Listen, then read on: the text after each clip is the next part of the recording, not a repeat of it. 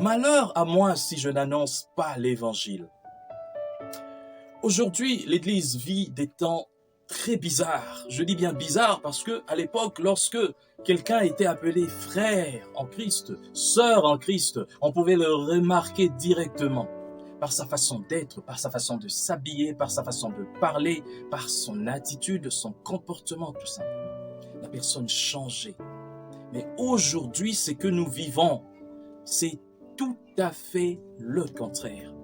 Des gens qui viennent à l'église, mais qui restent les mêmes, tout simplement parce que nous, serviteurs de Dieu, avions oublié que la grande commission, c'était seulement ça. Ce pourquoi nous étions appelés, c'est ça la grande commission. Matthieu 28. Allez par toutes les nations. Allez par toutes les nations. Prêchez-leur l'évangile. Aujourd'hui, il y a des églises où lorsque vous allez vous poser la question, est-ce que vous évangélisez? On vous dit non, bon, 2 fois, 1 fois le mois, on sort, on descend dans la rue. Mais c'est vraiment malheureux. Parce que le succès d'une église, je parle des églises locales ici, le succès d'une église se mesure par le nombre des âmes sauvées. Ça ne se mesure pas par la quantité. Tu peux dire aujourd'hui, j'ai une église de 3000 membres. Mais oui, mais d'où viennent ces membres? Combien parmi ces membres peuvent dire aujourd'hui qu'ils ont été sauvés et qu'ils sont venus à Christ grâce à toi? Ce sont des membres qui viennent de l'église A, qui n'ont pas été convertis là-bas. Ils viennent à l'église B, et ça n'a pas été. Et ils ont quitté, ils sont venus chez toi. Je rencontre 2 fois des messages du genre, si ton Dieu... Si ça ne marche pas avec ton Dieu, essaye mon Dieu. Je me pose la question, quel est le mobile de nous, serviteurs de Dieu, lorsque nous allons en mission, lorsque nous créons nos ministères, lorsque nous implantons des églises? Le but principal de l'église, c'est de gagner des âmes, c'est de gagner pour que les âmes soient sauvées, que les âmes puissent quitter l'enfer pour venir à Christ. Tu peux avoir une église de 10 000 membres, mais peut-être que tu es le curé de Cucugnan. Ce curé qui s'est retrouvé, lui, et ses fidèles en enfer, en train d'évangéliser ses fidèles en enfer. Dès que une église oublie la grande commission, elle perd également ses repères. Elle n'est plus une église parce que elle n'a plus de base.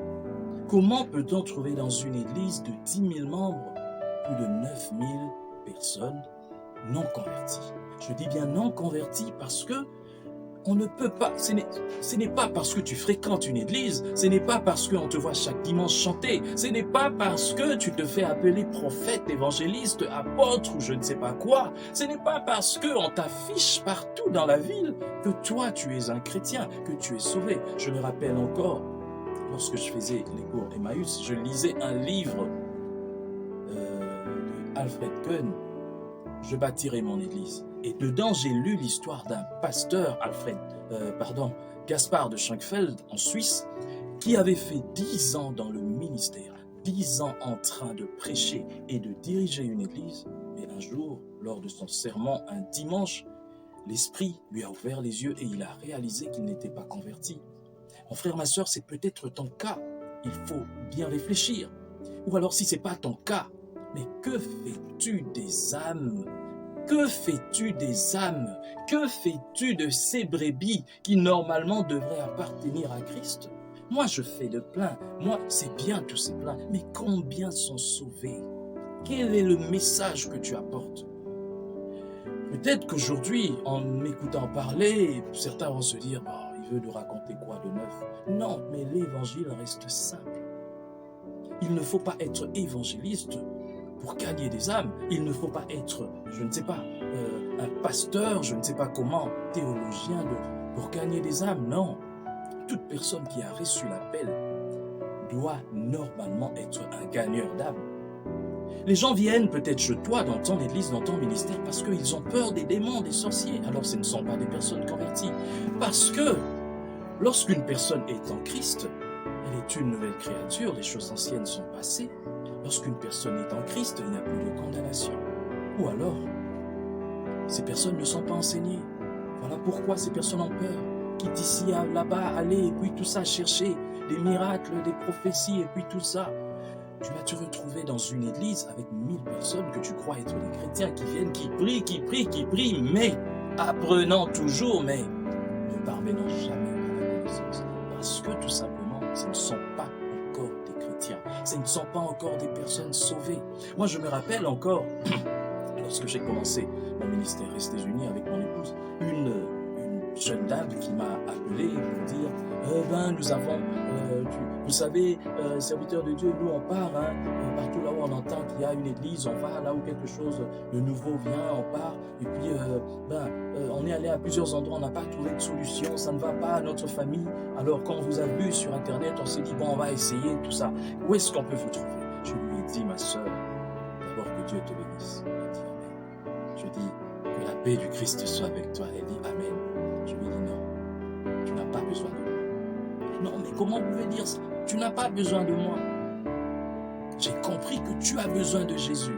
Ah non, mais vous savez, moi j'ai servi dans les églises, j'ai fait... Non, mais tu n'as jamais rencontré Jésus. Voilà pourquoi tu es comme ça, flottant, ballottant comme je ne sais pas quoi. Tu es emporté à tout vent des doctrines. Demain, on ira te dire, il y a quelqu'un à la montagne qui fait de je ne sais pas quoi, qui te dira le nom de ton grand-père, de je ne sais pas, de ton arrière-arrière-grand-père. Et puis tu vas courir encore pour dire, voilà, j'ai trouvé. Non, tu as besoin de Jésus, mais tu ne le sais pas. Tu ne le sais pas parce qu'on ne te l'a jamais dit. Je lui ai dit, tu as besoin de Jésus. Si tu veux, appelle-moi et nous allons prier. Je vais te dire d'abord avant de prier, qui est Jésus et pourquoi tu as besoin de lui. Et c'est ce message que je t'apporte aujourd'hui. Tu n'as pas besoin d'un super pasteur, d'un super prophète qui te dit l'avenir. Tu n'as pas besoin même de connaître ton avenir. Parce que connaître l'avenir, mais ça va changer quoi? Si tu mourras dans 2 ans, ça va changer quoi? Tu ne changeras pas ça. À moins de connaître Jésus, celui qui a la capacité de sauver ton âme.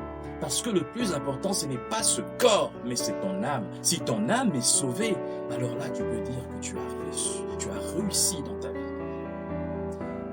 Aujourd'hui, je mérite que tu te poses la question, qui suis-je en réalité? Tu fréquentes l'église depuis très longtemps. Tu as fini toutes les églises. Tu as été ici, là-bas, partout, tout. Tu as fini les ministères. Tu n'as jamais trouvé ce qui peut rendre ton cœur heureux et posé. Ça veut dire qu'il y a un problème. Ce ne sont pas les serviteurs de Dieu qui ont des problèmes, mais toi, tu as un problème. Et ton problème, c'est que tu n'as jamais rencontré Jésus. Tu ne l'as jamais rencontré. Tu te fais appeler chrétien. Tu fais des choses. Je ne sais pas ce que tu fais dans ta vie, mais dans ton quartier, dans ta famille, on te connaît chrétien, chrétienne. Mais j'aimerais que tu puisses laisser parler ton cœur. Il semble que tu ne l'as jamais rencontré. Comment aujourd'hui, dans un autre chapitre, peut-on trouver des gens qui se disent chrétiens, chrétiennes, mais dont le comportement est tellement mauvais, des personnes méchantes, des personnes mesquines, des gens qui font tellement le mal, qui vivent dans le péché. Tu peux tomber, mais vivre dans le péché.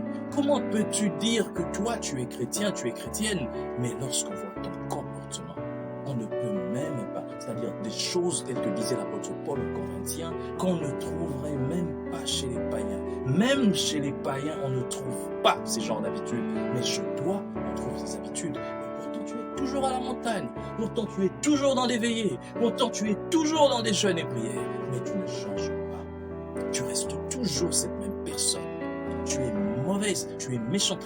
Moi, j'ai toujours dit, ce qui est plus important, c'est le cœur. Il n'y a que le cœur parce que Dieu ne jugera pas notre apparence. Il ne jugera pas. Beaucoup de gens pensent qu'il y a tel pasteur qui est connu, tel prophète qui est connu, tel évangéliste qui ira dire à Dieu, non voilà, ça c'est vraiment ma fille. Elle, je la voyais tous les jours. Non. D'ailleurs, qui parlera pour cet évangéliste? Qui parlera pour ce prophète? Qui parlera pour ce pasteur? Parce que lui-même aussi devra rendre compte à Dieu.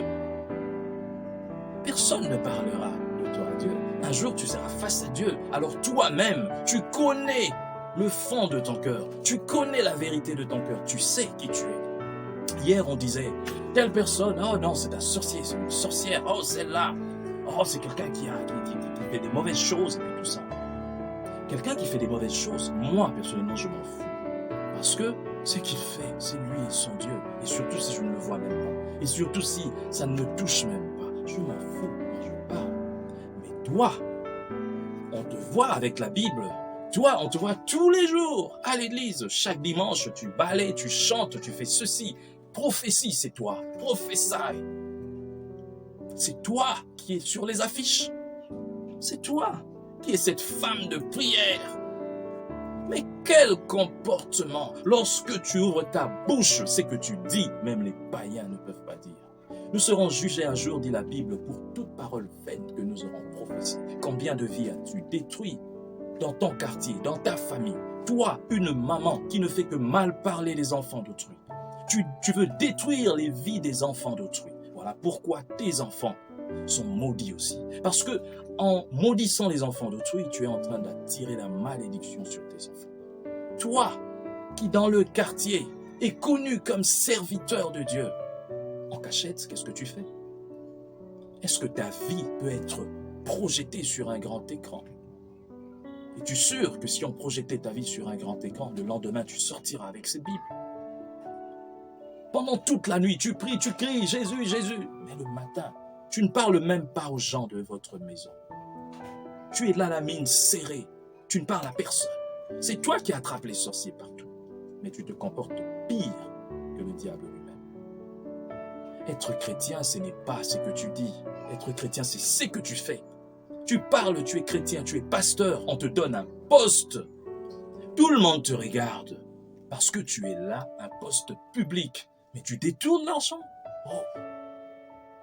Mais après, tu prends la Bible, tu vas prophétiser, tu vas crier. Non. C'est ton comportement.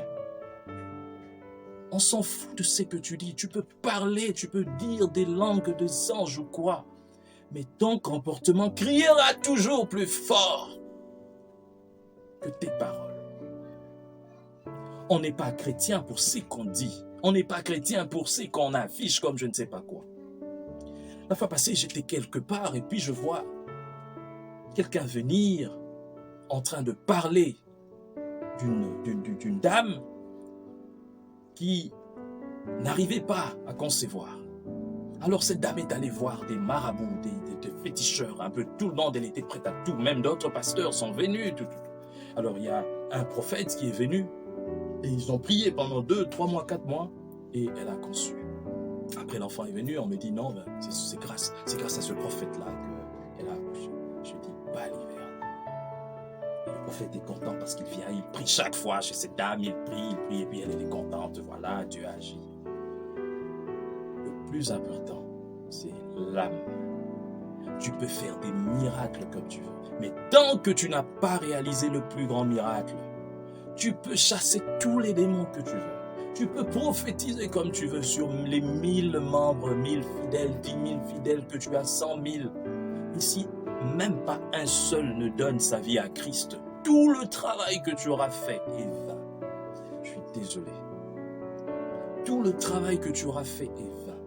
Vous allez dans des maisons, vous allez auprès des gens. Il y a même ceux-là qui ont la grâce d'aller auprès des autorités. Vous leur parlez de tout, mais sauf de l'évangile. Vous leur parlez de comment ils doivent faire pour être élus, comment ils doivent faire pour garder leur poste, comment. Mais où est la différence avec des féticheurs? Où est la différence avec tous ces ngangas qui vont leur promettre je ne sais pas quoi? Parce que vous leur donnez ce qu'ils veulent. Mais qu'est-ce que Dieu veut pour eux? T'es-tu déjà demandé ce que Dieu veut pour tous ces gens que toi tu vas voir? Tous ces gens qui permettent que tu puisses leur parler, mais qui ont eu une parcelle de pouvoir, qui peuvent faire quelque chose aussi pour ce pays. Qu'est-ce que tu leur dis? Dieu te le demandera un jour. Tu peux penser tout ce que tu veux. Tant que tu n'as pas gagné les âmes à Christ, mon frère, ma soeur, tout le travail que tu fais, c'est du tralala. C'est vain. Et gagner les âmes à Christ, ça veut dire aider des personnes à changer. Ce pays, la RDC, ce monde a besoin des chrétiens, des vrais, qui ont changé, qui ne détournent pas l'argent, qui ne volent pas. On a vu dans d'autres pays, comme à Azusa Street aux États-Unis, en Californie, lorsqu'il y a eu le réveil, il y a des rapports qui disent que même les prisons avaient fermé. il n'y avait plus de prisonniers, tellement que tout le monde avait changé. Il n'y avait même plus de vols. Mais toi, avec une église d'1 million de personnes, 1 million d'âmes, mais combien ont changé? Il y a des voleurs, il y a des violeurs, il y a même des tueurs qui sont là dans ton église, mais tu ne prêches jamais. Et tu penses que Dieu va t'applaudir. Un jour, Dieu te demandera ces choses. Il est encore grand temps que tu changes aujourd'hui. Oh, je m'adresse à toi. Excuse-moi pour le ton de ma voix. Mais là, je m'adresse à toi comme une sentinelle qui sonne l'alarme. Dieu est capable de prendre tous tes fidèles et de le donner à quelqu'un qui vaut vraiment de la peine. Ton ministère, ton église vaudra de la peine seulement le jour où tu commenceras à gagner des âmes pour Christ. Car lorsque tu gagnes des âmes pour Christ, des vies changent. Et lorsque des vies changent, ces vies vont impacter notre vie. Lorsqu'une personne qui est par exemple à un poste élevé change, savez-vous combien de vies seront heureuses? Savez-vous combien d'argent par exemple sera épargné? Savez-vous combien de choses vont changer dans une entreprise, dans un secteur, dans un ministère? Savez-vous? J'ai toujours aimé cette chanson. Cherchons le Seigneur, c'est bien. Savez-vous le prix d'une âme? Alors gagnez des âmes à Christ. La grande commission est pour tout le monde, surtout pour nous serviteurs de Dieu. Si tu as eu à oublier cette grande commission et que toi tu es dans autre chose, peut-être que tu as déjà oublié. J'ai vu des grands pasteurs serviteurs de Dieu dans ce pays aller jusqu'au fin fond. Je ne voudrais pas citer le nom, sinon on va peut-être me dire ici seulement le nom de tel. Et je bénis le Seigneur pour cet homme de Dieu-là. En tout cas, que le Seigneur se souvienne de lui. Je l'ai vu aller jusqu'au fin fond. Allez, je me suis posé la question, mais il était allé faire quoi? Moi-même, ça m'a un peu étonné.